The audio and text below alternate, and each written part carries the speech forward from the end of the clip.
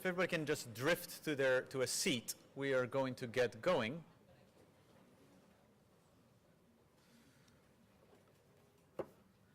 Good afternoon. Thank you all for coming on this beautiful day. For those people who I don't know, I'm Sandro Galea. I have the privilege of serving as the Dean of the School of Public Health. We're here today to talk about an issue which I think is critical in terms of contemporary public health. This is part of our Dean's Seminar series on contemporary public health issues. And the reason this issue matters is because in many respects it is extraordinarily low-hanging fruit from a public health point of view. There are very few things that we know what to do to save 25,000 lives a year, where we know what to do to have about 150,000 people not be injured every year. And yet it's something that we do not act on as a society for many complex reasons, which the panel will discuss. When we set up this panel, which is being organized by Dean Cox, who'll introduce himself in a second, we wanted to bring to the school community and to our friends perspectives from two people who have really lived this issue for many decades in different ways, as you'll hear in a second. At the end of the day, we see this as part of the scope of understanding what is it that we can do to make populations healthier. And part of our responsibility in doing so is asking what are the ways in which we know we can act to transform the health of populations, both domestically and globally. So with that said, I'm going to turn this over to Dean Cox. Dean Cox is our Dean of Practice, and he is the host and organizer of our Dean's Seminar series. Herald. Thank you very much. And welcome to all of you for another important conversation about a contemporary issue in public health. Today, our conversation is about guns, about gun controls, and about the individuals who have been impacted by all of those guns.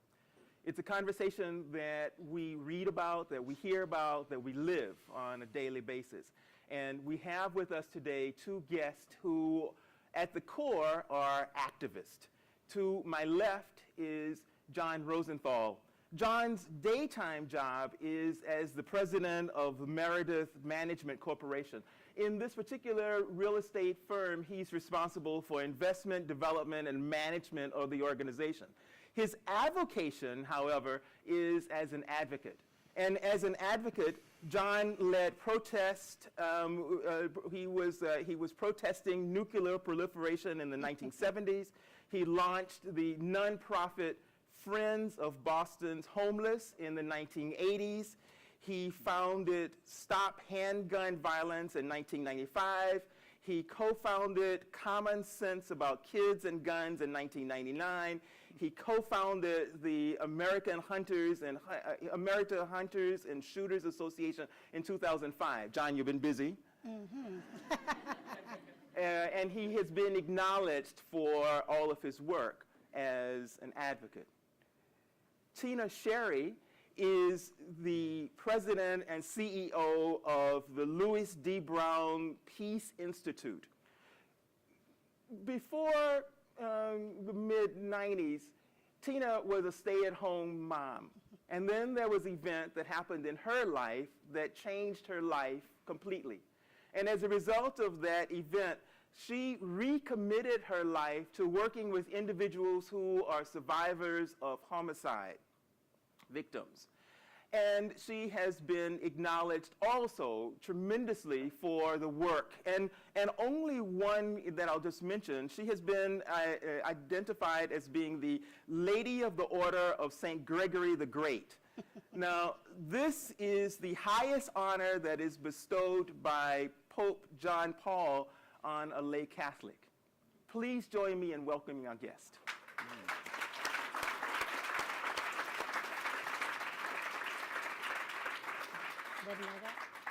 So I don't know with that honor if I'm supposed to call you something special like Lady Tina. Yeah. Lady Tina. we could try that. Yeah, we try that. I like that. Tina, I said in my introduction that your life had been changed by an event. Could you tell us about that? Yeah, for me, again, before 1993, it's like I live in two worlds. Before 1993 and after 1993. And before that, stay-at-home mom, You know, my husband went to work, had 3 children, and my friends would really make fun of me and call me an inner city wannabe suburban mom. Who looks like me in the inner city and stays home, right? Well, I made that conscious choice that I would stay home, my son, so that when he came home from school, he came home to a warm house and a warm meal and a warm body, so he wasn't there home. Taking away the stigma that really in urban settings, you know, families of color or young men of color really don't have goals, dreams, and vision. And I often tell people, again, I used to see the news, the violence was going on, shooting was going on, yet what would the media then say? Drug deal gone bad, just came out of prison, in the wrong place at the wrong time. Well, you know those people, those things happen over there. And for me, today, I was one of those people who would breathe a sigh of relief when I would hear the reason why somebody was killed on the street. And it wasn't until, and I always said death kicked my door down, that my son was shot and killed 5 days before Christmas in 1993. He was caught in the crossfire between 2 rival gangs. And I remember the first question was he in a gang? The first question was, or was it a drug deal gone bad? Because in the early 90s, that was what you heard every single night on the news. And then when they couldn't get any information from us, then they went to his school to find out who was Louis Brown.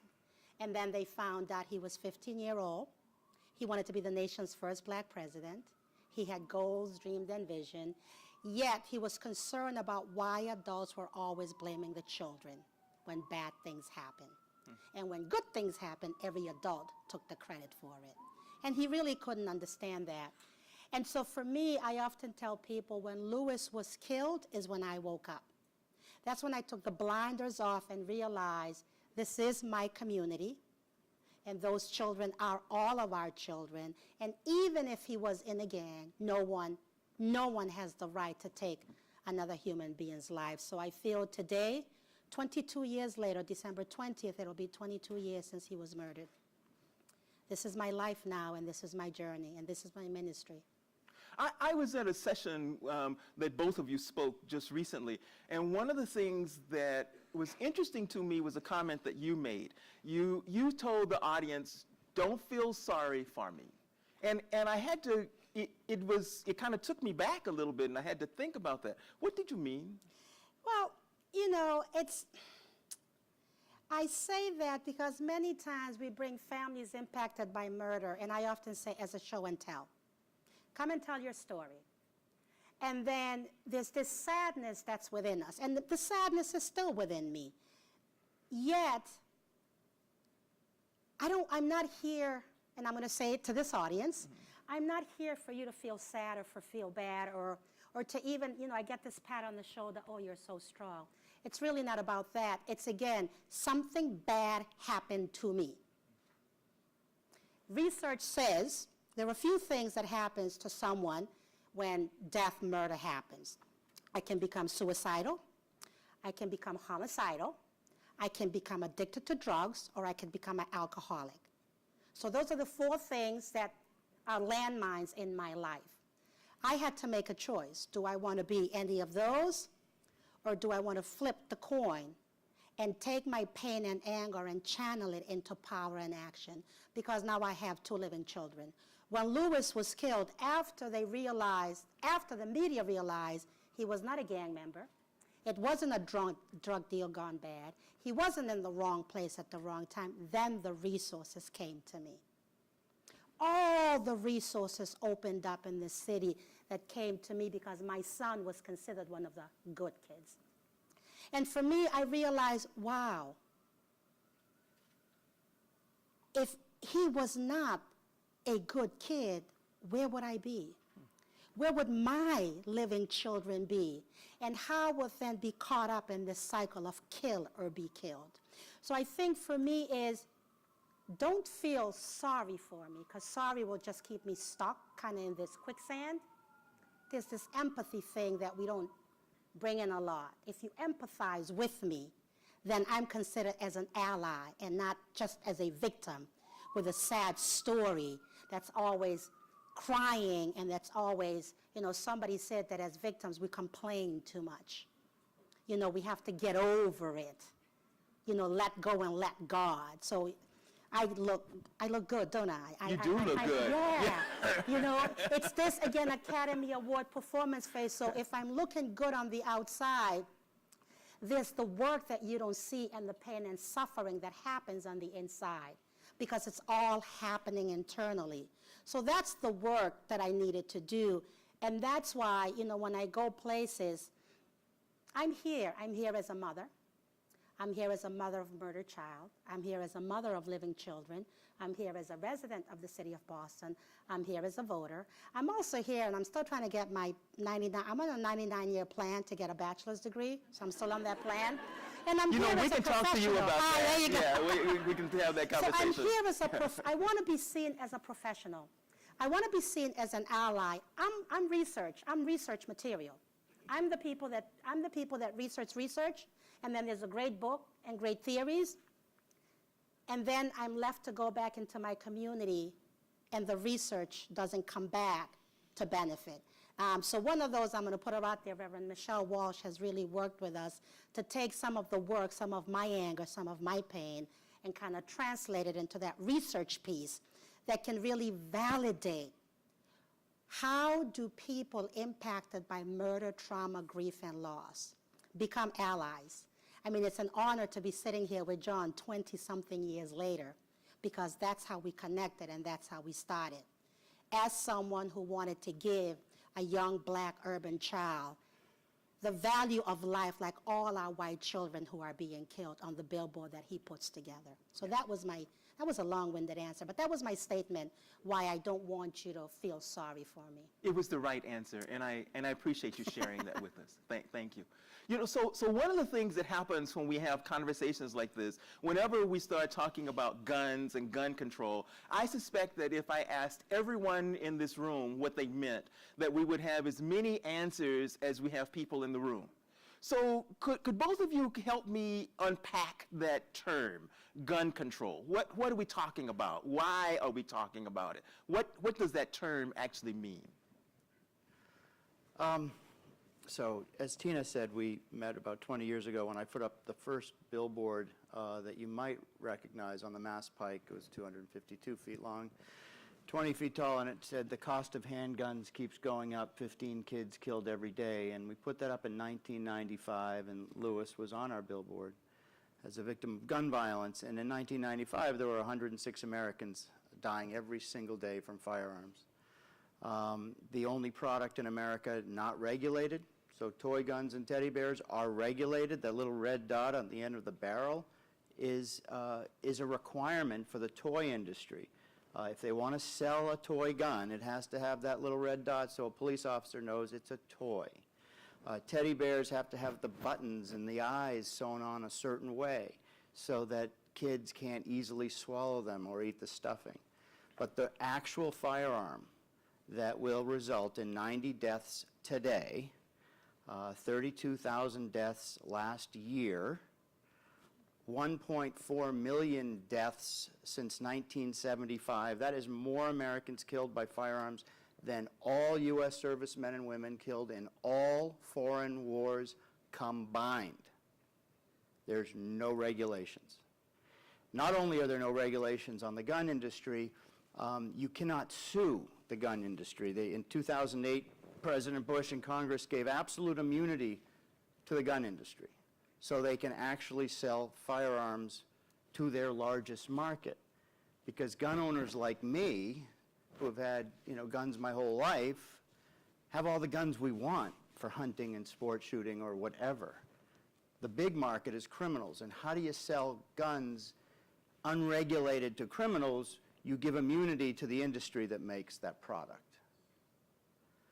So as a result, just in the last year, there has been, and if you read the Washington Post, there has been more than one mass shooting in America every single day of 2015, of 3 or more people.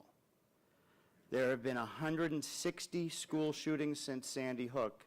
The anniversary of Sandy Hook Elementary School Massacre is December 14, 2015.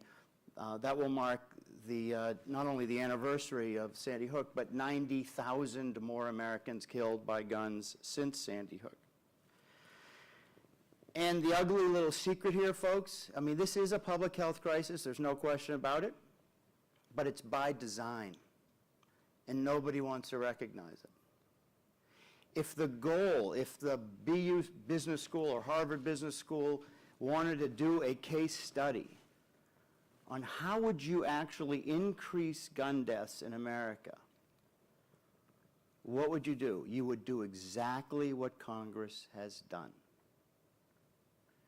You would not require a criminal background check for all gun sales. There's no requirement for a background check or even proof of ID for gun sales in 33 states. You would allow gun dealers to sell guns out of backpacks and car trunks and kitchen tables. Gun dealers don't have to operate out of bona fide stores other than in Massachusetts. You would deregulate the gun industry, so toy guns are regulated but real guns are not, and you would allow guns to be marketed as, quote, capable of penetrating 48 layers of soft body armor. Or, and that handgun, by the way, was actually used at Fort Hood military base where people would wear soft body armor. You would market a gun that has a finish resistant to fingerprints because criminals don't want fingerprints on the guns. Well, sure enough, those guns were used at Columbine High School. And by the way, at Columbine High School, there were armed police officers there with their service weapons that, by the way, carry 13 to 17 rounds, overpowered by teenagers with assault weapons and 30-round magazines. And by the way, if you're a hunter, you would know this. If you go hunting for deer, you are limited to 5 rounds in your deer hunting rifle. That is a law. That is how you can legally hunt deer. If you want to hunt duck, 3 rounds to protect the duck and the deer population. But if you want to hunt people in America, have all the 30-round magazines you want, buy them at 5,000 gun shows without an ID or a background check, because that's what Congress says is okay. So what we've done here in Massachusetts, getting back to your gun control question, is as a gun owner and a business person, I put up this big billboard. We raise public awareness, primarily for people living in the western suburbs who seem to have influence and resources and access and power on Beacon Hill. You know, if a white kid in Newton were shot, the parents would not have been asked, is he a gang member? This is about race. And if the sooner we all realize that if white kids were dying at the rate that inner city non-white kids were dying, Congress would care.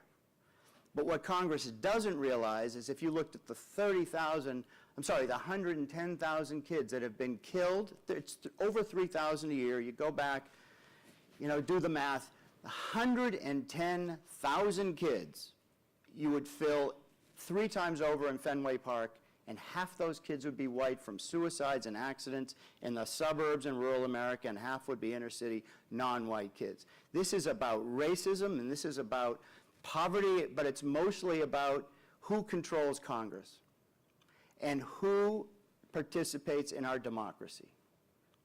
So, you know, you're in school for public health. This is a public health crisis. There's a lot we can do around, you know, reducing injuries and deaths from guns. And frankly, you don't have to look any further than where you live right now. Urban industrial Massachusetts has enacted the most comprehensive gun laws in the nation. We require gun owners like me to lock their guns. Gun dealers have to operate out of bona fide stores. Gun manufacturers have to put safety features in their guns or they can't sell them in Massachusetts. And we have stiff penalties if you use guns in the commission of a crime. Urban industrial Massachusetts has the lowest firearm fatality rate per 100,000 population in America. Our firearm fatality rate is half of New Hampshire, Maine, and Vermont. So for those are rural countries, they're practically like countries, but they're states.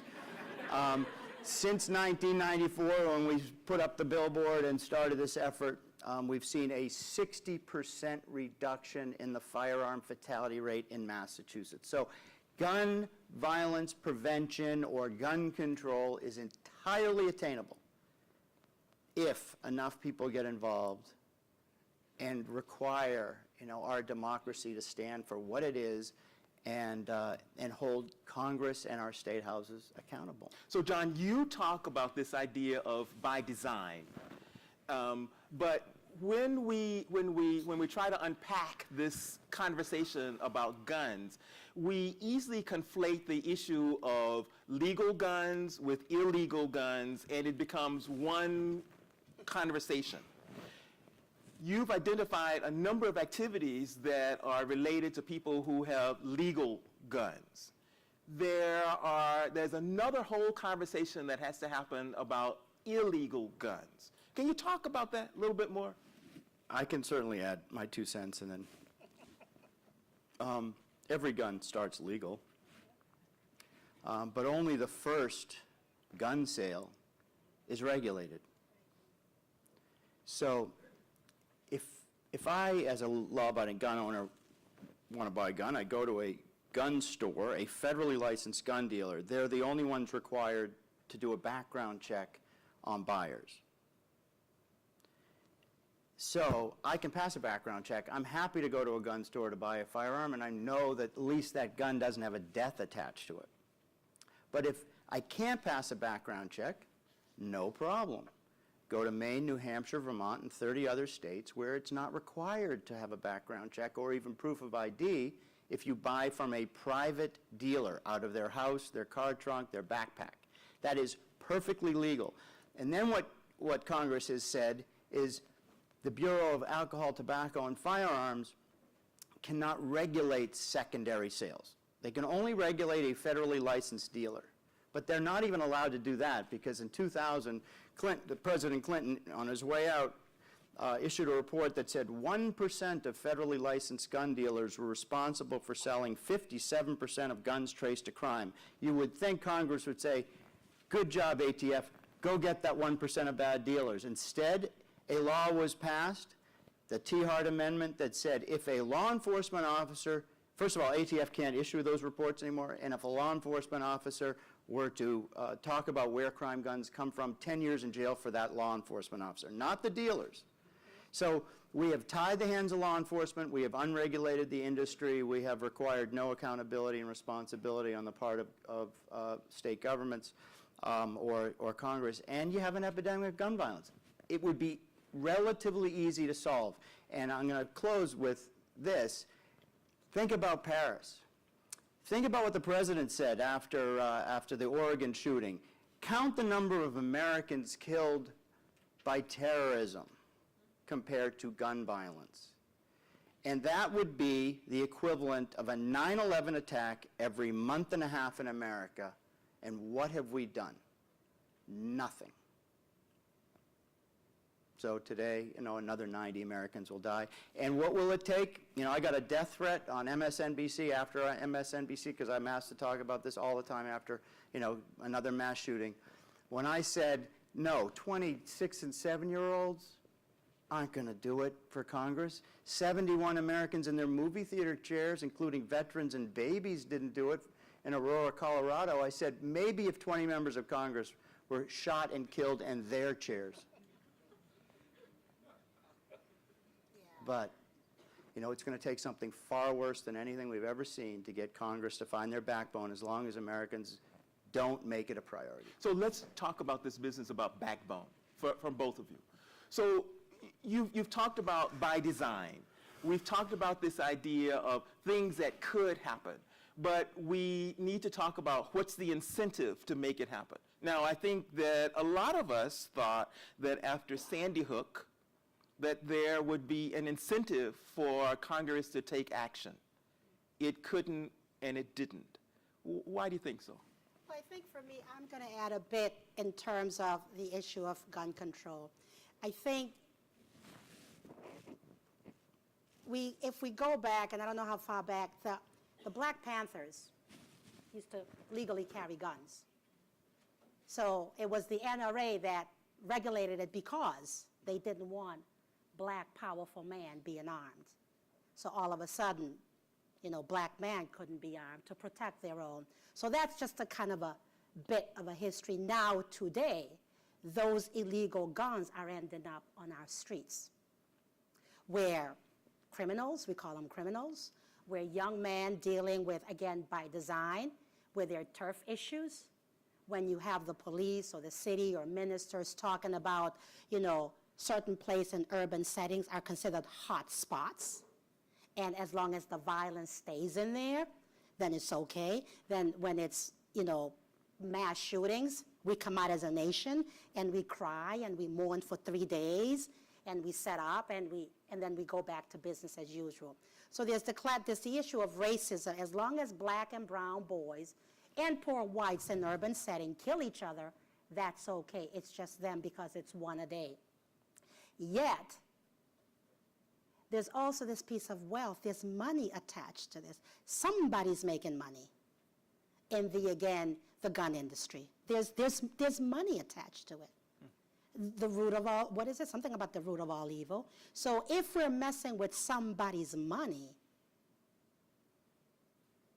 there's that, again, repercussion in terms. So there's a lot that can be, the research that tells us about if we truly want to reduce violence and gun violence, we have to go at the upfront prevention, where we're teaching children how to deal with their angers, how to deal with the impact of trauma, loss, and grief, so that they don't go choose to pick up a gun and kill someone else, because they're ending up in our community. And when those illegal guns end up in our community, we're losing at both ends of the guns. There are no winners within my community, because the victim and then the perpetrator. And in many families, they're one and the same. So that part for us in investing in making sure that we're working at all ends. I always says, I don't want guns to be regulated, because maybe I want to become a gun owner. But you know what? I can't get a license. I can't get a license. I look like me. I don't get a license to carry. So there's the issue of race and class and culture that we have to be able to talk about, and not shaming and blaming anybody. When black lives matter as much as our white allies' lives, when we truly begin to see the value of every single child, regardless of what the media says about that individual, when we begin to empathize with families and communities and not one feel bad or two dismiss them, when we truly begin to look at this epidemic of violence as a public health approach, it is preventable. Nobody's born with a gun in their hand. No family raises anybody to go, when you grow up, you're going to be a killer, or you're going to be killed. So I want to come back, though, to the point around what will incentivize us to make decisions to do something different. Because you've both talked about the importance of this issue about racism and how it impacts what happens. So we look then for other things that may give us the incentive to actually do something. Sandy Hook didn't do it.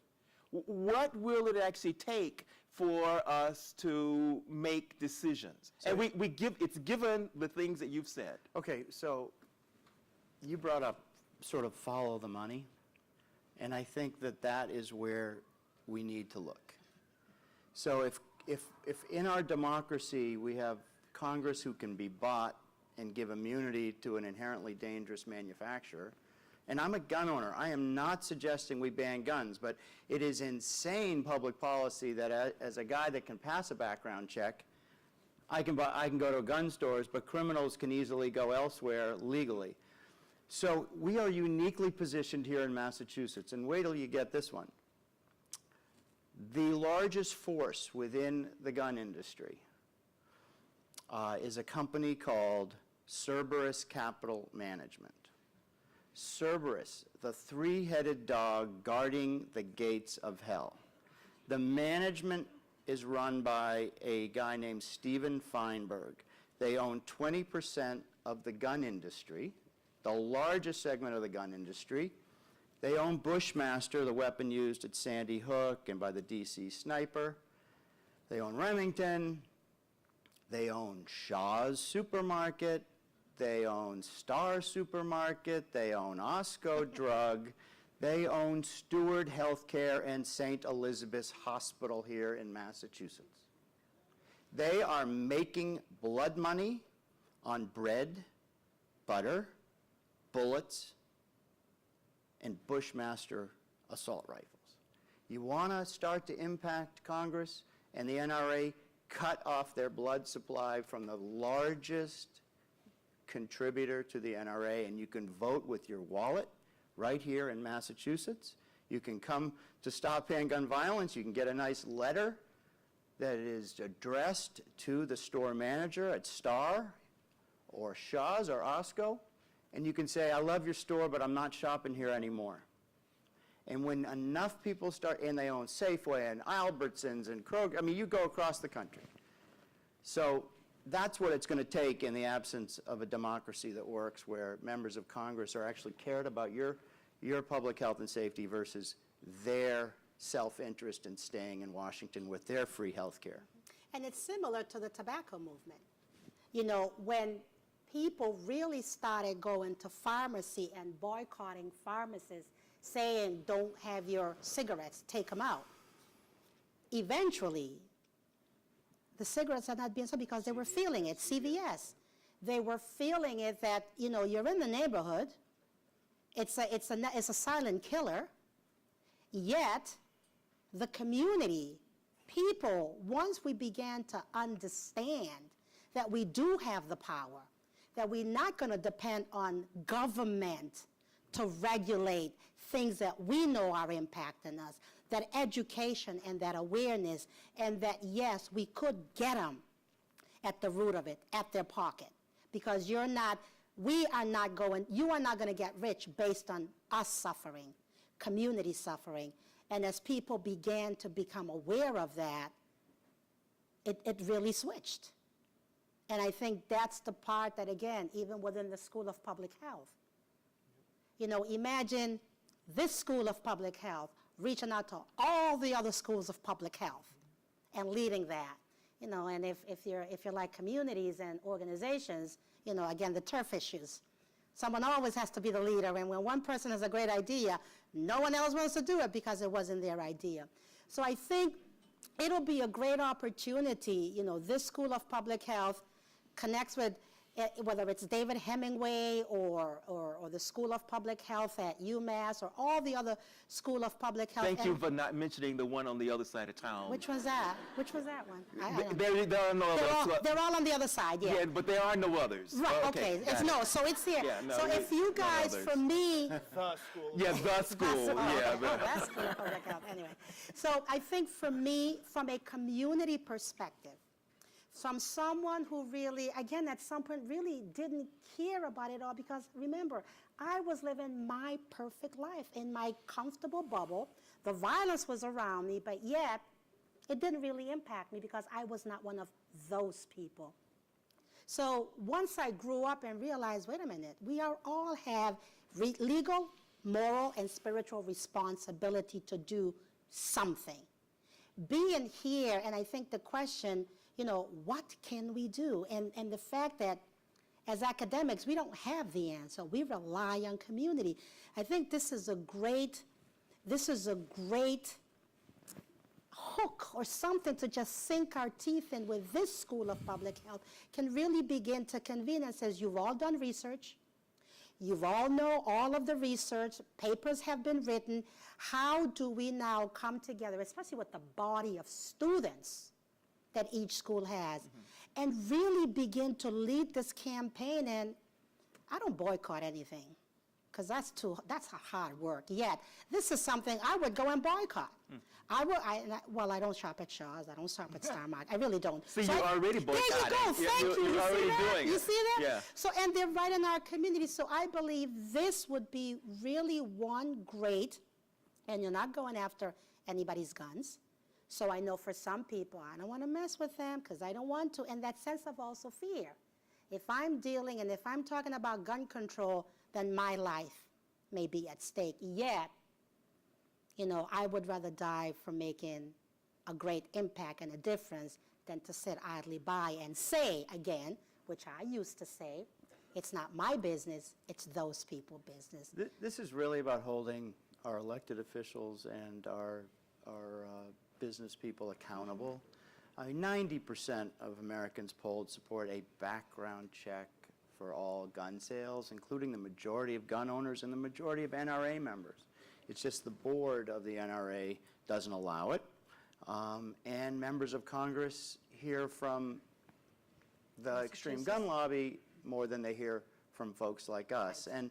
And, at the end of the day, folks, if you live to be 90, if you're lucky enough to live to be 90, that's 780,000 hours. That's all you get, folks.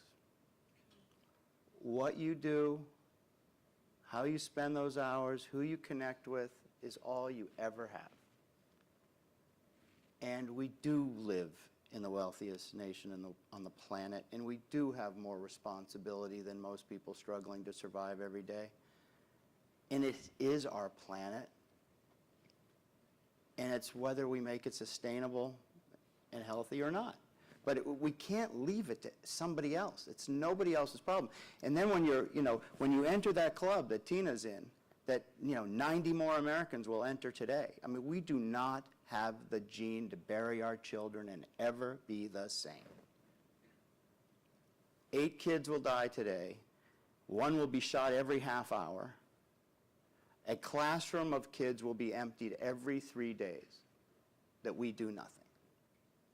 And You have given a call to order, a call to action. And I want to make certain that our audience has an opportunity to ask any questions also in our remaining time. So if you please do have questions, please, there are microphones that are roaming around. I want to invite some of those questions right now. she has one. Yeah, there's a microphone moving right there. Hi, we are. thank you very much. Could you stand so we could Oh, see you, sure. please? Great. Hi. I was wondering, you say controlling and regulating yes, but banning guns no. What are your arguments for keeping guns in America? Well, I just don't think that it's, first of all, I'm a gun owner, and I don't think that it's necessarily a problem for law-abiding gun owners if they are acting responsibly to own firearms. I think that we need to do a much better job making it more difficult for criminals and the mentally ill and even international terrorists that come to America to buy guns. I mean, by the way, that Al-Qaeda and Hezbollah have been found to go to U.S. gun shows and buy AK-47s and only got caught shipping them out. I mean, the weapons used, the AK-47s used in Paris could have very easily come from U.S. gun shows. The AR-15 used at Aurora was made in Massachusetts by Smith & Wesson. So, I mean, I can see, you can make this an emotional plea for banning guns. It's not going to happen. And just the conversation around banning or unlimited access to guns, which is the way the conversation has gone for the last 40 years, has led to 30,000 to 40,000 gun deaths a year. But by changing that conversation, saying we don't need to ban guns in order to reduce gun violence, and here's how you do it, Massachusetts has proven that you can dramatically reduce them. So look, we have a Second Amendment, by the way, and I write for Huffington Post, and you can go on and see what I wrote about the D.C. gun ban Supreme Court decision, 5-4 decision by the Bush court that said you can't ban handguns in D.C. And Scalia wrote for the majority, and I won't bore you with all the details, but he wrote for the majority that you can't ban handguns, but you can put reasonable restrictions on how they are sold, and then he said, and I'm not talking about assault weapons, because they weren't in the common use at the time of the founding. So even he was saying assault weapons don't fall into that no ban category. So I do think there are certain military-style weapons that have to be banned, and that MSNBC thing that I did when I got that death threat was with General Stanley McChrystal, And he described what an AR-15 in a .223 round, which is about that big, is designed to do. It's a military-style weapon. The round is designed when it hits flesh and bone to roll and do maximum carnage. And he was asked, what would the kids look like at Sandy Hook after getting hit with 3 to 11 rounds, 6 and 7-year-olds? He said, indistinguishable. That kind of weapon should be banned. Those kinds of ammunition should be banned. But I don't think all firearms have to, and I think even having that conversation sets us back. Right. There's a question right here.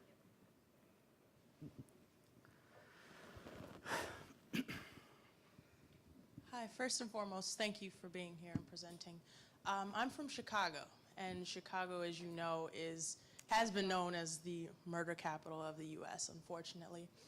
But in lieu of what you've spoken to today, I wanted to ask, how do we get the community to care? Does it have to take another life to die before people actually get that emotion to ask for change, to want to change? How do we get people to vote? Because voting turnout for people of color, of course, is low, and that has some serious repercussions for us and as a community overall. So what can we do to spark some impact, make change happen? Thank you. You know, what I would say, community of color, we do care, yet it doesn't show in the media. Also, communities of colors, we also choose. Remember, I was one of those. It's not me. So I think as communities of colors, those are the things that we do. You know, we're looking at someone else as opposed to really finding the commonality, really looking at those that are walking this journey, and how do we make sure we support each other and not trying to convince others to join the journey. So let's strengthen what we have. Let's make sure we nurture, and let's make sure that every time a murder happens, that we come out as a community. There are groups of survivors, and many of them are birthed. Yet, as human beings, again, there's this turf issues, even in the survivors community. You know, one survivor, my child is a good kid and your child is not a good kid, so therefore, as a society, is also divide and conquer. So if that's the question you have, you're in school now, right?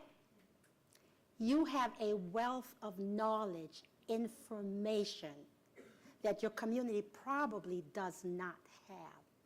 So as a way of going back, not telling your community what to do, really sitting in a space and saying, I want to serve, I want to help, let me know what I can do. And hearing what their needs are, and sometimes their needs are basic needs. My child was murdered. He was in the gang. He was dealing drugs. He was 15 years old. And hear their needs, not stay stuck in when and where and how and why. Yet, hearing what they've said, from the time he was 7 years old, I try to get help for him. From the time his father was killed, and I try to get help for him, and nobody dismissed me until he started doing something wrong. So we have a system called DSS. Now it's called Children and Families or something, that we have a society that tells us people in urban settings cannot get help until their children do something bad. And then we have to turn them over to a system. So it goes, this, where we're at right now, is because we have not addressed a lot of the basic needs of communities that are poor, of communities that are marginalized, and of communities that are seeing less than.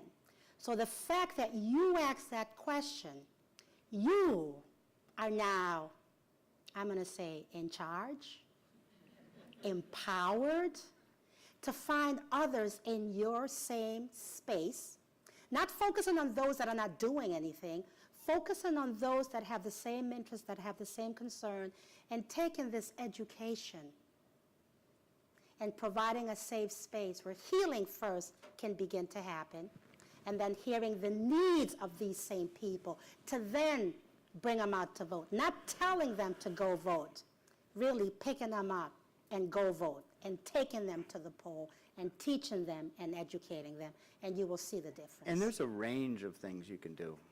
I mean, when you think about the history of change in this country, I mean, it's been people that have Individual. forced Washington to change, and it took, you know, 1 million people marching on Washington to end the war in Vietnam. I mean, 58,000 Americans died in Vietnam. I mean, that's less than 2 years of gun violence in America, and we're not marching on Washington. So you don't necessarily have to go to Washington, but what you can do is, that Tina said earlier, I mean, you're in this academic environment, you live where the pebble drops for reducing gun injuries and deaths, Massachusetts, without banning guns, except for assault weapons and cheap Saturday night specials and this ammunition that I talked about. So we also limit the number of rounds you can hold in any one magazine, ammunition magazine, because it's the common denominator in all the mass shootings. So we're the model, we're the story in Massachusetts. So for the BU School of Public Health to have a chapter, whether it's Stop Handgun Violence or you name what the organization is, that reaches out to other university schools of public health, I mean, there are more of us than there are of them. It's just that we've got to take We're not control united, of our yeah. democracy again. Tina, one of the things that becomes very important as we think about guns is the way that we begin to represent what has happened. And you've brought for us a display that's actually right over there that I invite everyone to come and take a look at. Could you please tell us what that display is? Yeah, I started that. This was really a way for me of staying out of a mental institution. That when I started this, again, didn't know what to do, and as I read about another young person being killed and being shot, I remember how lonely I felt, and I remember it wasn't until the media shifted the narrative of who Lewis was that then he became worthy of support. So for me, after I started looking at the paper, I literally would cut out the photo out of the newspaper, and I would cut the name and glue it, and someone had given me a little hand button maker. And I would really just make it, cut it out, press it, and I would send it to the reporter. And I would say, please deliver this to the family of, and let them know that their loved one life is valued. And I really created the traveling memorial because I wanted people to know, to see the face. The faces are real, the names are real, and the pain is real. And it's crying out silently for healing, reconciliation, prevention, and peace. On that board, you don't know who's a straight-A student, you don't know who's a gang member, you don't know who's a college student, you don't know who's a professor, you don't know who's who. You just know somebody knows somebody who knows somebody who knows somebody. And once you begin to see that, then it takes away the numbers that the media gives you every year. We start at 1, and we start at 1. These are them, and for each victim, research, I'm beginning to really like researchers. Research says for one victim, for one shooting, there's at least 8 to 10 immediate family members. Not classmates, not colleagues, not neighbors, not friends, mother, father, grandmother, grandfather, brother, sister, aunt, and uncle. That's impacted by that one murder. So that traveling memorial started in 1993 after Lewis was killed, because I realized my child was not the only one, will not be the only one. So this really, as I go on, it's not about me. I'm going to go home, and I'm going to continue doing what I'm doing. It's about those faces. Right now, just in Boston, I focus in Boston. We work across the state, across the country. Just in Boston, 32 murders.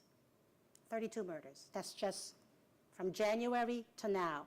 So and none of those from last year and this year are on that traveling memorial.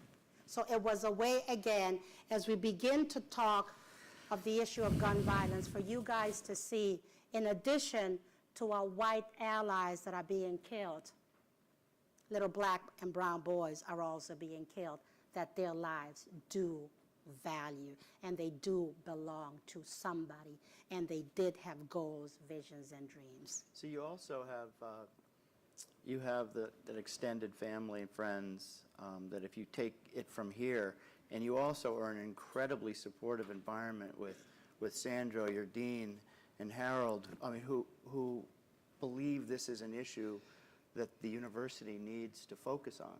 So you are going to be supported in this effort. And, you know, it starts with a pebble and it ripples out. And as you know from whether you help the little kid next door or you get more than you give in this business. And the more you give, the more you get, and you'll be amazed at how empowering it is to get involved.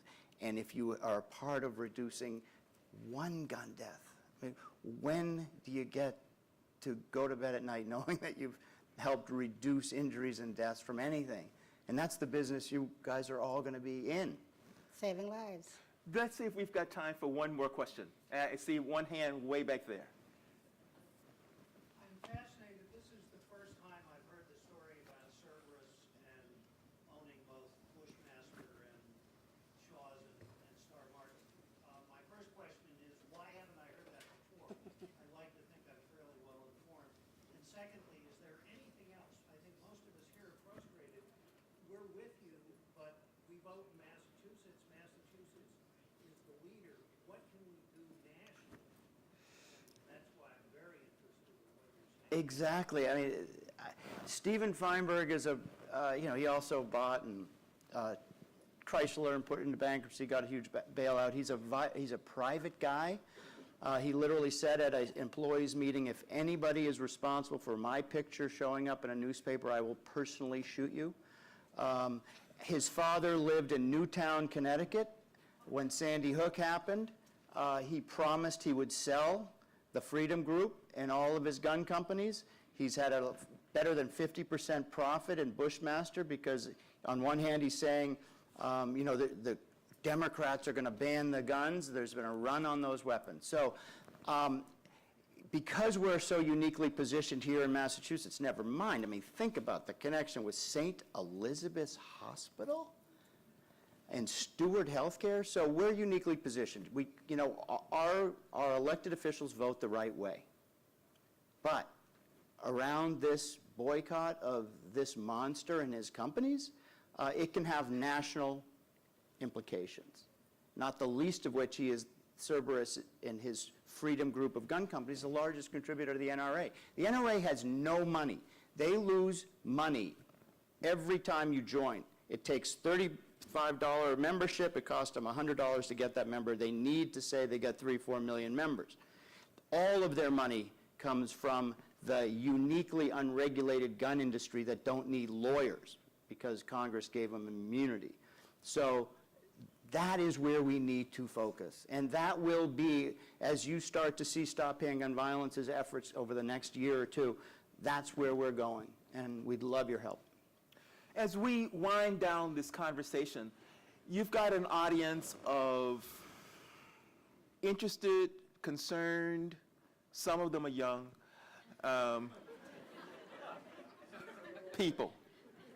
What's the one thing, briefly, that you want to leave the audience with?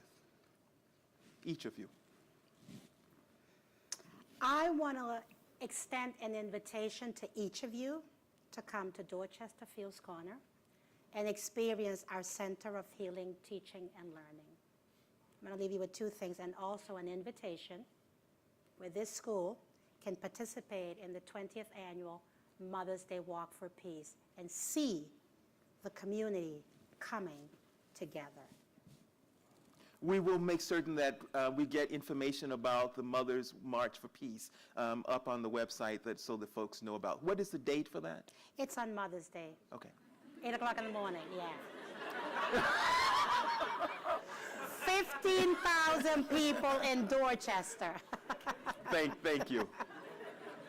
John? I would say, so visit stophandgunviolence.org and get involved. because we have this unique story here in Massachusetts, because Stewart is here and Cerberus is here, and I think we have a unique opportunity to impact the national picture on gun violence and continue to shame Congress. But I mean, think about if you just spent half as much time on doing something around gun violence as prevention each day as you do texting. Please join me in thanking our guests. I love that.